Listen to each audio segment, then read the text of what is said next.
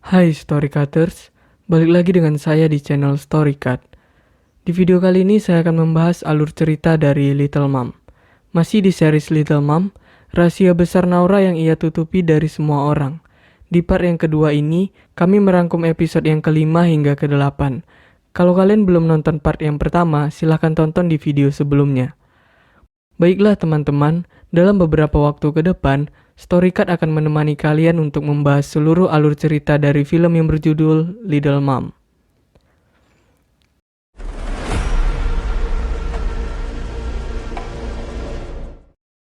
Di episode yang kelima, Yuda merasa cemburu melihat Kinan mendekati Naura.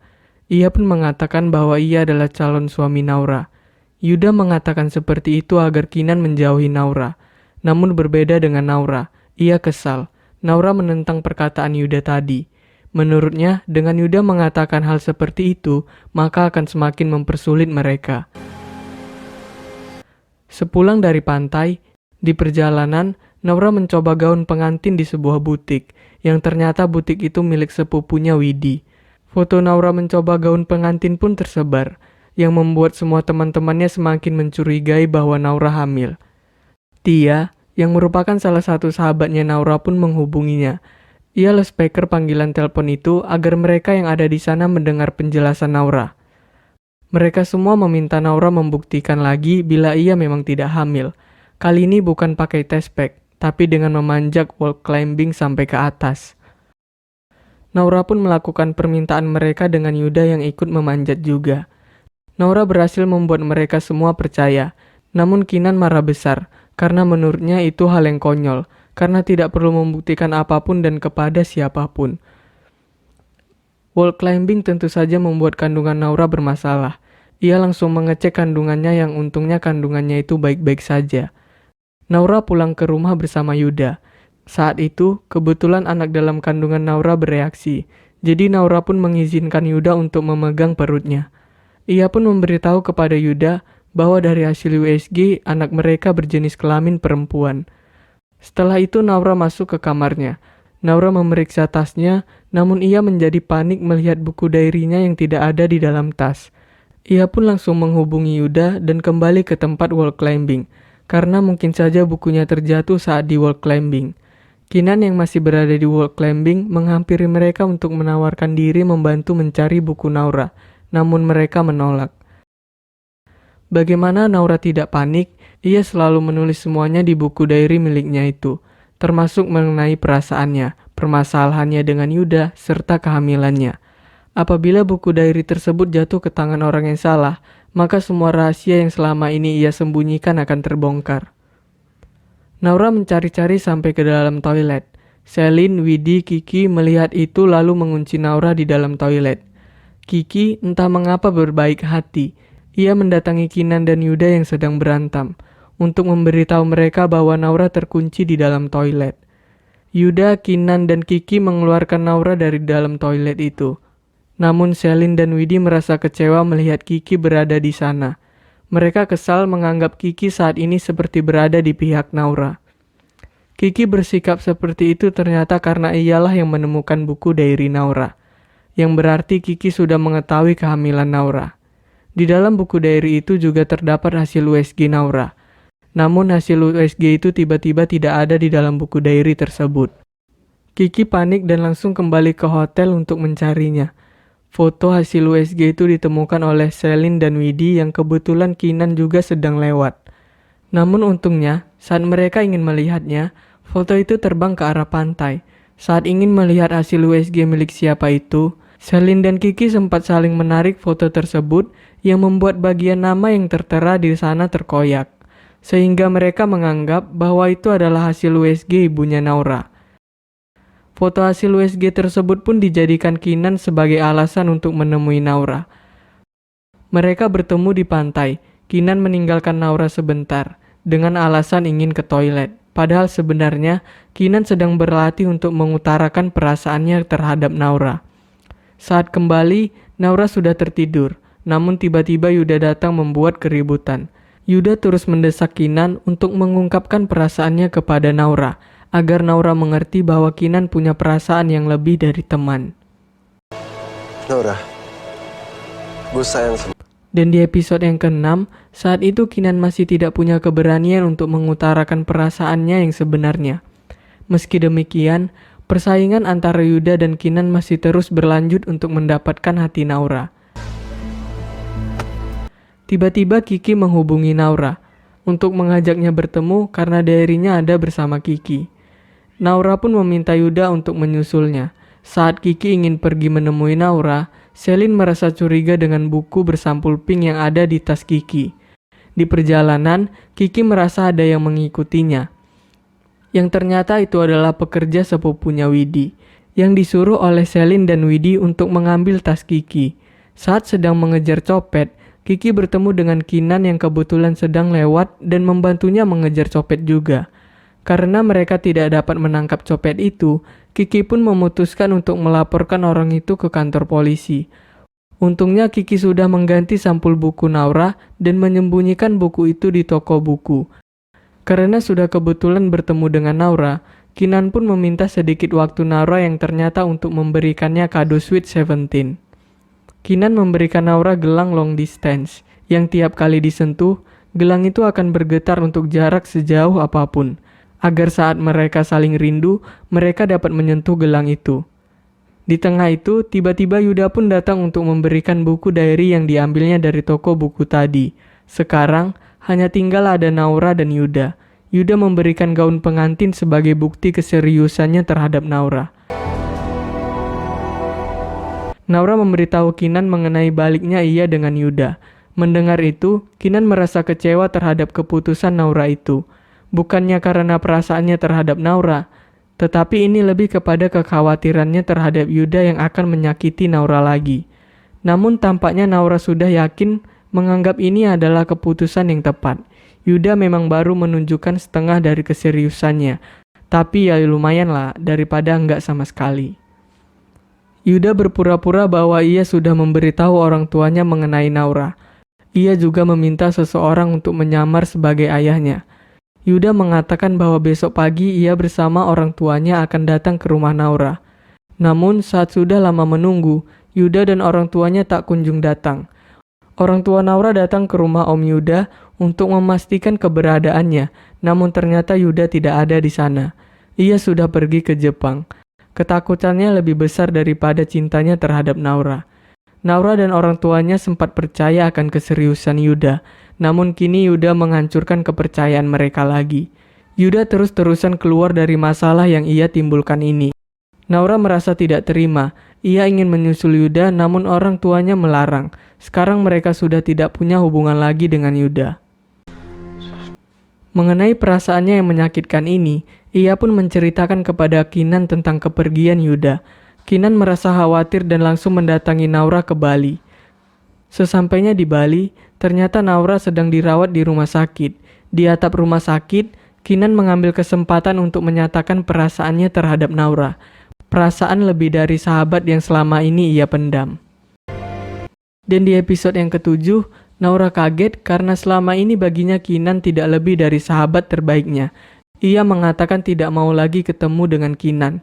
Tidak lama kemudian Kinan pun kembali ke Jakarta. Pagi. Kinan? Di sekolah, sedang heboh dengan keviralan Kiki yang masuk media-media online. Berita tersebut berisi mengenai Kiki yang merupakan putri seorang koruptor. Aib itu dibongkar oleh Selin dan Widi karena mereka tahu bahwa Kiki membohongi mereka, yang berarti Kiki kini berada di pihak Naura. Meski demikian, Kiki tetap menutup rapat rahasia Naura agar tidak seorang pun tahu. Bagi Kiki, meskipun ia dibully oleh satu sekolahan, ia tetap masih bisa sekolah. Sedangkan Naura, bagaimana nasib Naura dan anaknya nanti jika orang-orang mengetahui rahasia ini? Di sisi lain, sesuai saran Kiki, Naura berusaha berbicara dengan Kinan untuk mengakhiri perasaannya terhadap Naura. Karena perasaan dia kepada Kinan hanya sebatas teman. Namun Kinan tetap bersikeras untuk menunggu sampai nantinya Naura memiliki perasaan yang sama terhadapnya. Mengetahui itu, Selin pun mengambil kesempatan untuk mengungkapkan perasaannya kepada Kinan. Perasaan yang sudah ia punya sejak lama. Tentu saja Kinan menolak Selin karena memang perasaannya hanya untuk Naura. Selin tidak sengaja melihat Kiki yang sedang video callan dengan Naura di dalam toilet. Melihat itu, ia pun sangat marah karena merasa Naura sudah mengambil sahabatnya. Selin dan Kiki pun saling emosi hingga akhirnya bertengkar. Hal itu membuat orang tua Selin marah besar, terutama ayahnya karena ia harus datang ke sekolah. Lagi-lagi tentu saja Selin akan dibanding-bandingkan dengan kakaknya yang super hebat. Ia pun marah dan kabur dari rumah. Widi mencari Selin namun ia tidak bisa ditemukan. Widi pun menghubungi Kinan untuk membantunya mencari Selin. Kinan menemukan Selin yang sedang menangis di pinggir jalan. Selin pun meluapkan gimana perasaannya sekarang. Hal-hal menyakitkan yang tidak mau untuk ia terima.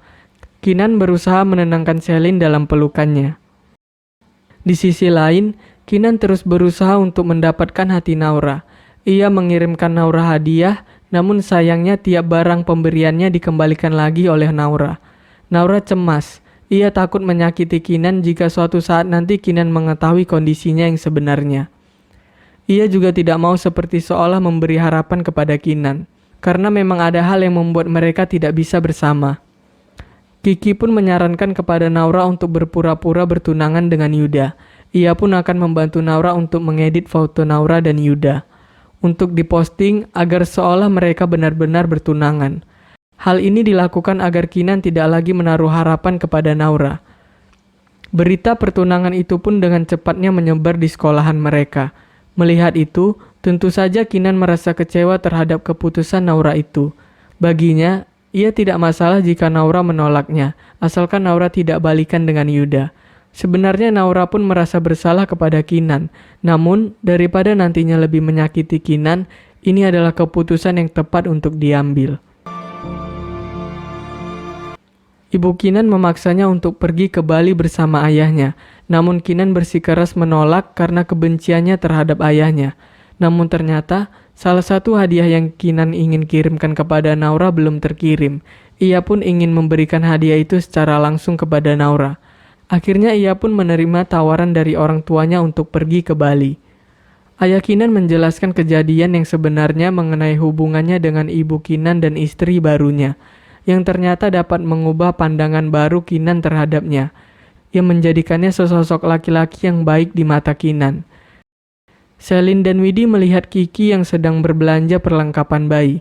Sudah pasti perlengkapan bayi itu untuk dibawa ke rumah Naura, karena yang mereka tahu ibu Naura sedang hamil.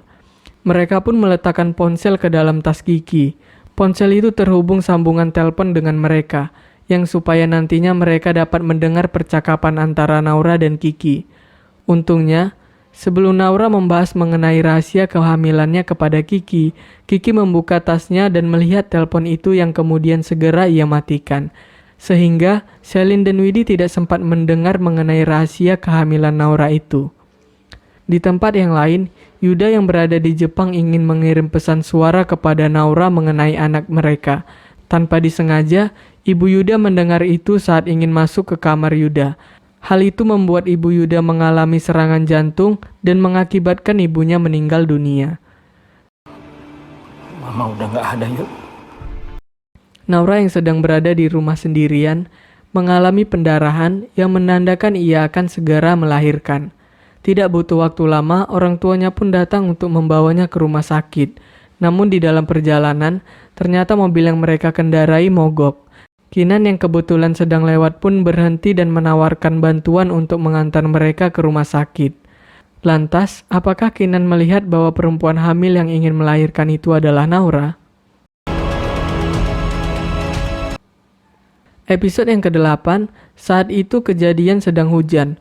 Untuk berpindah dari mobil mereka ke mobil Kinan, kepala Naura terus ditutupi dengan selendang, bahkan saat sudah di dalam mobil ibunya tetap menutupi kepalanya hingga wajahnya, yang membuat Kinan tidak dapat melihat bahwa perempuan hamil yang ia tolong ini adalah Naura. Berkat Kinan, anak perempuan Naura berhasil lahir ke dunia ini.